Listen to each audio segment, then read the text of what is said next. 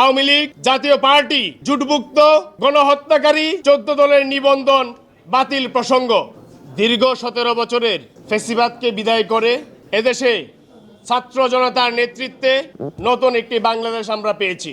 এই নতুন বাংলাদেশ পাওয়ার আগে শেখ হাসিনা যে ফ্যাসিস্ট হয়েছিল, 14 সালের ডামি নির্বাচন, 18 সালের নির্বাচন এবং 24-এর নির্বাচন, এই 3টি নির্বাচন আওয়ামী লীগকে এককভাবে জয়যুক্ত করার জন্য যারা সহায়ক ভূমিকা পালন করেছিল তাদের অন্যতম সহযোগী ছিল জাতীয় পার্টি।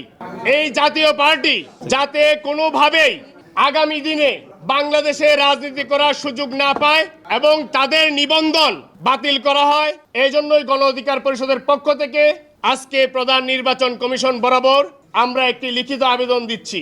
বরাবর মাননীয় প্রধান নির্বাচন কমিশনার, বাংলাদেশ নির্বাচন কমিশন বিষয় আওয়ামী লীগ জাতীয় পার্টি জুটভুক্ত গণহত্যাকারী 14 দলের নিবন্ধন বাতিল প্রসঙ্গ।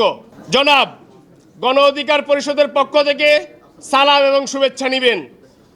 আপনি অবহিত আছেন, গত 10ই মে উপদেষ্টা পরিষদের বৈঠকে আন্তর্জাতিক অপরাধ ট্রাইব্যুনাল বাংলাদেশ আওয়ামী লীগ ও তার নেতাদের বিচার কার্য সম্পন্ন না হওয়া পর্যন্ত দেশের নিরাপত্তা ও সার্বভৌমত্ব রক্ষা, জুলাই আন্দোলনের নেতাকর্মীদের নিরাপত্তা ও আন্তর্জাতিক অপরাধ ট্রাইব্যুনালের বাদী ও সাক্ষীদের সুরক্ষার জন্য সন্ত্রাস বিরোধী আইনের অধীনে সাইবার স্পেস সহ আওয়ামী লীগের যাবতীয় কার্যক্রম নিষিদ্ধ করার সিদ্ধান্ত গ্রহণ করা হয়েছে। জুলাই গণহত্যায় জড়িত থাকার কারণে ছাত্র জনতার আন্দোলনের প্রেক্ষিতে আওয়ামী লীগের বিষয়ে এই সিদ্ধান্ত নিয়েছে অন্তর্বর্তীকালীন সরকার।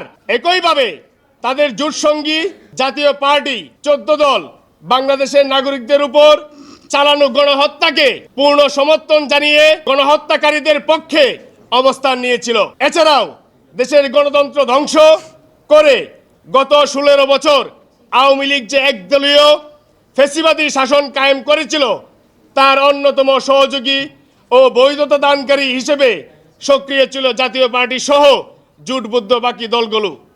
বিগত 3টি একতরফা নির্বাচন 14, 18 এবং 24 নির্বাচনে আওয়ামী লীগকে সহযোগিতা করেছে 14 দল এবং জাতীয় পার্টি। একটি গণতান্ত্রিক রাষ্ট্রে পরপর 3টি নির্বাচনে জনগণকে ভোট দিতে দেওয়া হয় নাই।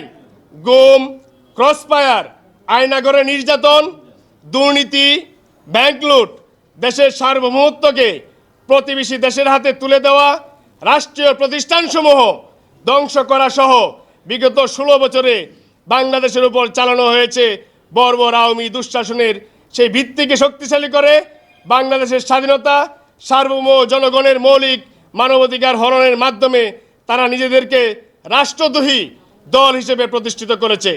তাই বাংলাদেশের উপর নির্মম বর্বরতা চালানো এবং ধারাবাহিক দুঃশাসনের প্রধান হোতা আওয়ামী লীগ ও তার জোটসঙ্গী প্রত্যেকটি দলকে গণহত্যা ও রাষ্ট্রদ্রোহিতার অভিযোগে দলগুলোর নিবন্ধন বাতিল ও নিষিদ্ধ ঘোষণা করে যথাযথ শাস্তির মুখোমুখি করার আহ্বান করছে গণ অধিকার পরিষদ। আশা করি দ্রুত সময়ের মধ্যে আওয়ামী লীগ জাতীয় পার্টি সহ তাদের দোষরদের নিবন্ধন বাতিল করার প্রয়োজনীয় ব্যবস্থা গ্রহণের মাধ্যমে জনক্ষোভ দূর করে আপনার নেতৃত্বে নির্বাচন কমিশন প্রয়োজনীয় উদ্যোগ গ্রহণ করবে। প্রিয় সাংবাদিকবৃন্দ, আজকে আমরা এখানে এসেছি মূলত এই যে জাতীয় পার্টি কিছুদিন আগেও জিএম কাদের একজন হত্যা মামলার আসামি, তিনি বক্তব্য দিয়েছেন যে বর্তমান অন্তর্বর্তীকালীন সরকার তিনি মানেন না। স্বৈরাচারের দূষর এই জিএম কাদের কোন সাহসে বলেন যে বর্তমান অন্তর্বর্তীকালীন সরকার তিনি মানেন না? সে বলার কে?